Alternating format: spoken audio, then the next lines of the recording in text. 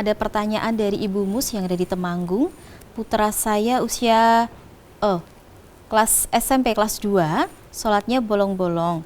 Nah, ini jika dihukum apa hukumannya? Pernah saya hukum dengan tidak memberi uang jajan tapi tetap bolong-bolong sholatnya gitu, Bu. Iya.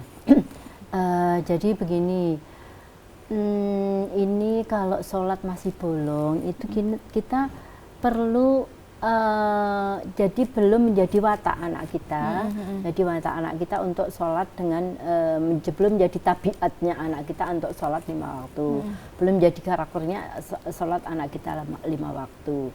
Sebetulnya hukumannya itu kalau anak itu tidak mengerjakan sholat sekali atau 2 kali, nah itu hukumannya dipukul pada saat anak baru usia 7 tahun. Nah ini masalahnya di SMP sholatnya masih bolong, artinya dia belum berkarakter sholat 5 waktu. Nah makanya ini kita memulai ini, jadi kita memulai membina karakter tentang sholat. Nah kalau SMP kok masih belum sholat 5 waktu, artinya si anak ini berarti kan dia sudah balik ya. Anak ini masih belum merasakan atau masih belum paham sholat itu apa artinya untuk dirinya. Nah jadi kalau dia tiba-tiba dihukum, dia nggak tahu artinya, berat-beratin aja, saya sudah mau main suruh sholat, kan begitu. Jadi artinya si anak ini masih belum mengerti apa toh tujuan sholat itu apa, kenapa toh kok kita harus sholat. Nah itu yang harus kita masukkan dulu. Karena kalau tiba-tiba kita kemudian jadi hukuman, itu anak jadinya ya merasa tidak ada manfaatnya apapun, kemudian dia dihukum. Tentu saja setelah tidak ada mamanya, tidak ada orang tuanya, dia akan sering bolong. Iya betul. Ya. Apalagi kalau bepergian. Kalau bepergian ya, sudah sendiri. Yang seperti itu mesti yakin bolongnya. Ya, jadi yang harus kita lakukan sekarang adalah membentuk dia karakter untuk sholat. Nah ini memang kita harus sabar, artinya kita menyiapkan diri karena ini tanggung jawab kita kan di hadapan Allah ya, orang tua itu mendidik anaknya ya. Jadi kita harus sabar. Bismillah, mungkin selama sebulan, 2 bulan, 3 bulan, tetapi bismillah kalau kita sungguh-sungguh itu nanti akan membawa hasil daripada kita hanya menghukum ya, kayak menghukum kita ini terus bersama. Nah, kemudian caranya bagaimana?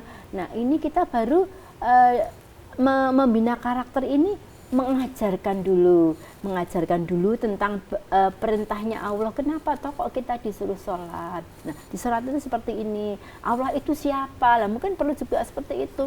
Nah kemudian yang memberikan dia kesehatan, memang perlu pengajaran untuk dia memberikan rasa kebutuhan dia pada Allah. Jadi yang harus kita tekankan ada kebutuhan dia pada Allah, keinginan dia pada Allah, ketauhidan dia, akidahnya dia yang harus kita tanamkan.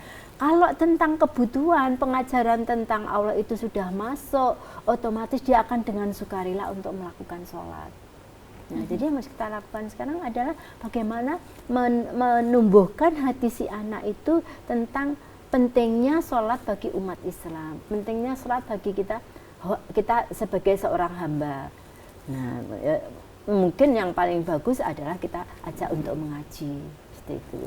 Nah, kemudian tentang boleh dan tidaknya itu, jadi kalau ini anak secara umum ya, mungkin aja kan masih anak juga diajarkan bukan tentang suatu menanamkannya supaya mau betul dan meninggalkan betul. Ini kan harusnya kan dia sudah takut kan, anak seusia SMP harusnya sudah takut untuk meninggalkan sholat. Nah kalau ini kok tidak takut, nah dia belum mengerti kok, Lah kenapa mesti berat-berat sholat, harus wudhu, harus berhenti waktunya, padahal saya baru repot, baru asik-asiknya bermain, baru asik-asiknya apa. Nah ini yang harus kita tanamkan, oh ternyata anak saya ini belum tumbuh keyakinan dalam dirinya akan kebutuhan dia pada Allah. Jadi bahwa kita ini yang butuh kepada Allah, akidahnya masih harus kita tanamkan. Nah, sedikit demi sedikit kita tanamkan, bagi kita terus orang Islam itu konsekuensi kita harus seperti ini dan sebagainya.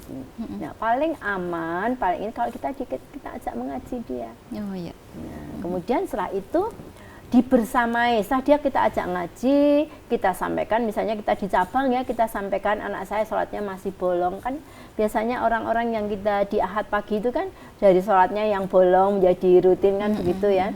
Anaknya kita ajak ngaji, kita buat dia karena ini baru membiasakan. Jadi Bu, kita anggap aja dia belum punya belum sholat begitu ya. Kemudian kita baru mau mengajak dia biar dia suka sholat. Supaya dia suka, tentu saja ada sesuatu yang membuat dia menarik. Menariknya ya Bu, tentunya bukan harus uang dan sebagainya, bukan. Tapi sikap kita yang sayang, sikap kita membersamai dia, ayo nak, tak goncengkan misalnya ke pengajian habis itu, misalnya kita kemudian pergi, temenin mama apa ya, misalnya minum apa dulu, apa dan sebagainya.